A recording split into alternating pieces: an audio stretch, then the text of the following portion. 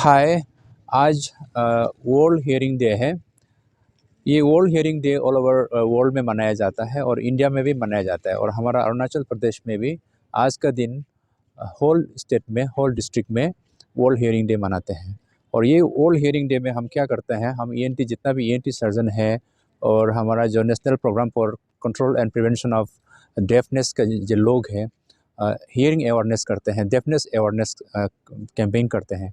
और ये कैंपेन में हम ये बताना चाहते हैं कि हमारे अरुणाचल के लोगों को और हमारा देश का, इंडिया के लोगों को, कि हम किस तरह से हियरिंग को, डेफनेस को प्रिवेंट कर सकता है।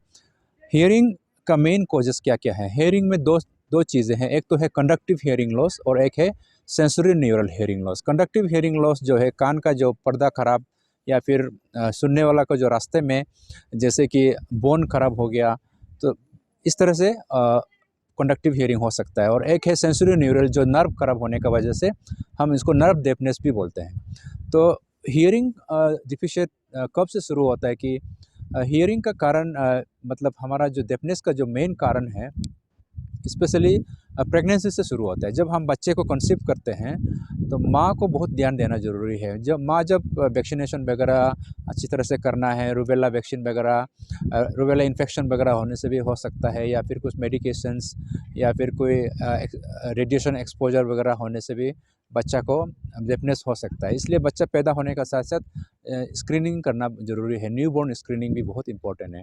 उसके बाद जब बड़े हो जाते हैं तो उस समय जब फीडिंग शुरू हो जाता है, बेबी में फीडिंग करने का टाइम में लेटा के फीडिंग नहीं करना है। क्योंकि कभी कभी क्या होता है कि बच्चा का जो बर्पिंग जो बोलते हैं, बर्पिंग अच्छा से नहीं करेगा।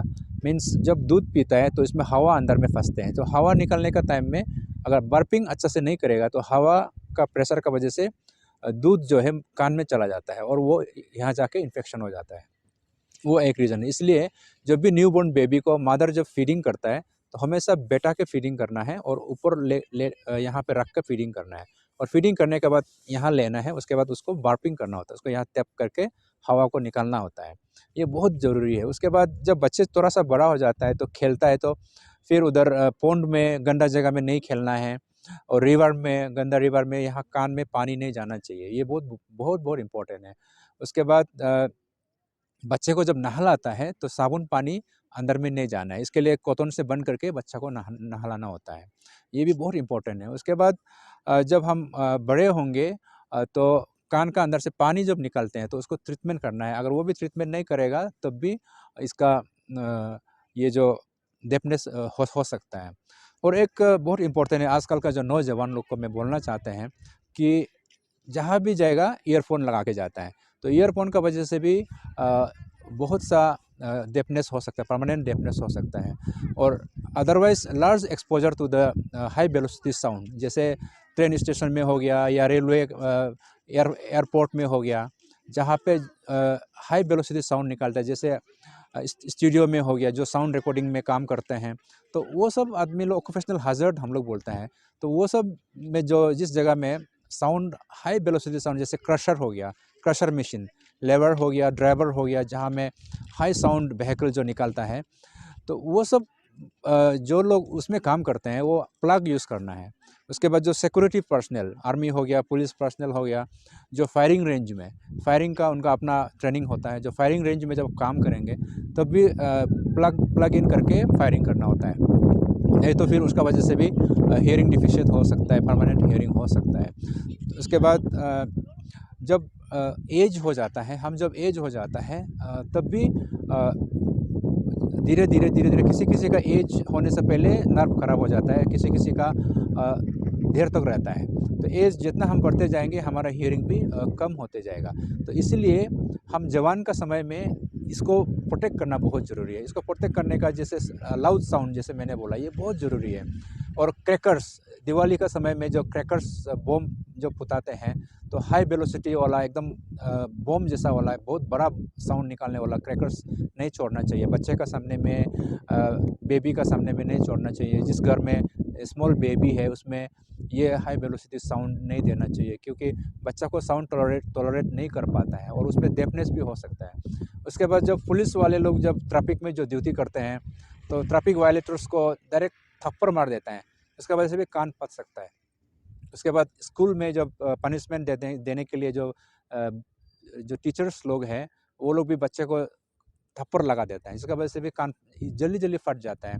उसके बाद जैसे डोमेस्टिक वायलेंस बॉक्सिंग वगैरह में भी, स्पोर्ट्स वगैरह में भी हो सकता है। और एक डोमेस्टिक वायलेंस जब बात करेगा तो एक हमारा अरुणाचल में भी काफ़ी केसेस हमने देखा है, जो पति लोग दारू पी के अपना बीवी को थप्पड़ लगाता है। तो थप्पड़ लगाने से क्या होता है कि वो जल्दी जल्दी फट जाता है। ऐसा केसेस हमने बहुत देखा है और हम ऑपरेशन भी किया हुआ है ऐसा पेशेंट को। तो इसलिए जब घर में गुस्सा होने से भी आपको कान से नहीं मारना है। कान बहुत सेंसिटिव होता है, पर्दा जो बहुत पतला होता है जल्दी जल्दी फट जाता है। तो ये चीज़ें, उसके बाद एक चीज़ हम बोलना चाहते हैं, ऑटोटॉक्सिक ड्रग मीन्स कुछ कुछ मेडिसिन्स है जो कान का हियरिंग को परमानेंट डैमेज करता है, जैसे कि मलेरिया का दवा है, कैंसर का दवा है, टीबी का दवा हो सकता है। उसके बाद जो arthritis, rheumatoid arthritis, autoimmune disease का जो ड्रग्स हो सकता है, तो वो सब परमानेंट डैमेज करा सकता है। तो इसलिए जब आप ये सब मेडिसिन्स ले रहा होता है तो बीच-बीच में चेक करना होता है। अगर आपका इंडिकेशंस देंगे, इंडिकेशंस माने आपका साउंड डिस्कम्फर्ट फील होगा और कुछ-कुछ ई बोल के एक साउंड आएगा, तो ये सब साउंड आने से आप तुरंत मेडिसिन को बंद करने के लिए आपका डॉक्टर को कंसल्ट करना है और आपका हियरिंग स्टेटस को टेस्ट करना होता है। तो अभी हियरिंग डेफनेस हो गया तो इसका ट्रीटमेंट होता है कि नहीं होता है, ये बहुत लोगों का कन्फ्यूज़न होता है। एक है sudden sensory neural hearing loss. Sudden मतलब सुबह रात को ठीक था सोने का टाइम में, सुबह उठा है तो कान बिल्कुल बंद हो गया और सुनाई नहीं देता है।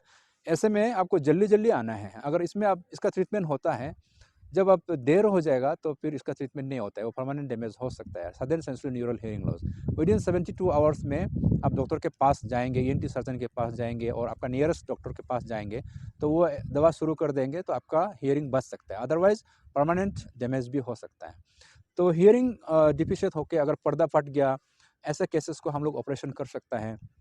ऑपरेशन हमारा ट्रिम्स में भी होता है और बाकी हॉस्पिटल में भी होता है।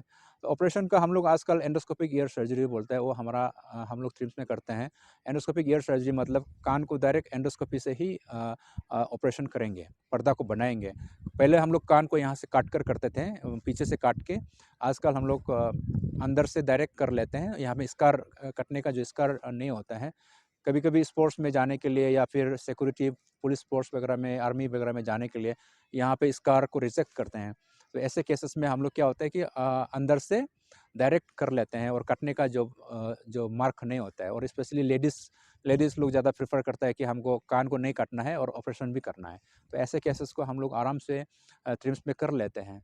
तो आज जो वर्ल्ड हियरिंग डे का ओकेज़न में हम यही बताना चाहते हैं कि जितना हो सके हम प्रिवेंट करना है, बीमार होने से पहले हम लोग प्रिवेंट करना है। और प्रिवेंट करने का वही कारण है कि कान को अपना से क्लीन नहीं करना है। अपना से क्लीन करना भी बहुत हानिकारक होता है। और जो रास्ता में जो घूमता है, ट्रेन स्टेशन में जो घूमता है, फिर हमारा राजीव गांधी स्टेडियम का सामने भी बहुत सा है, कान को ऐसे ऐसे क्लीन कर देता है।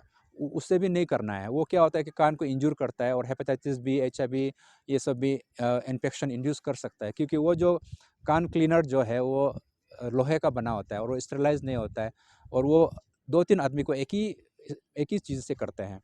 अगर फर्स्ट जिसको क्या है, अगर उसमें हेपेटाइटिस है या HIV है, अगर वो सेकंड में फिर लगा देगा तो उसमें थोड़ा-सा चोट होने से भी वो डिजीज़ ट्रांसमिट हो सकता है। इसलिए जो बाहर में जो घूम के करने वाला जो चीज़ है उसको बिल्कुल, बिल्कुल नहीं करना चाहिए। तो इस तरह से हम लोग, और कभी-कभी रात को हम लोग को फ़ोन करता है कि कान का अंदर में कुछ चिंटी घुस गया या कुछ घुस गया, बहुत अंदर में दर्द हो रहा है, क्या करेगा? इस तरह से होता है। तो ऐसे केसेस में क्या करना चाहिए? अगर कुछ घुस गया, कोई अंदर में हिल रहा है, ऐसे में घर में आप अगर आपके पास तेल है तो थोड़ा-सा गर्म करके तेल को अंदर डालना है। तेल को अंदर डाल के थोड़ा-सा ऐसे रख के 1 मिनट जैसा रख के सडनली आप बेंड करने से वो तेल का साथ में कभी-कभी चींटी वगैरह आ जाता है। और थोड़ा बड़ा वाला होने से, कॉकरोच वगैरह होने से तो वो तो नहीं आएगा, उसके लिए तो आपको डॉक्टर के पास जाना होगा और डॉक्टर हम लोग उसको एंडोस्कोपी से देखकर निकालता है। तो ये सब चीज़ें हम लोग आज का समय में सभी को बताना है, अपना नेबर को बताना है, अपना जो रिलेटिव्स है और अपने लोगों को बताना है कि डेफनेस एक बहुत बड़ा प्रॉब्लम बन चुका है, एक बड़ा बर्डन बन चुका है हमारा देश के लिए और हमारा स्टेट के लिए भी। और इसका जो मेन चीज़ है, हम उसको एजुकेट करना है और हम उसको लोगों को एजुकेट करके ये डेफनेस को प्रिवेंट करना है। जय हिंद, जय भारत।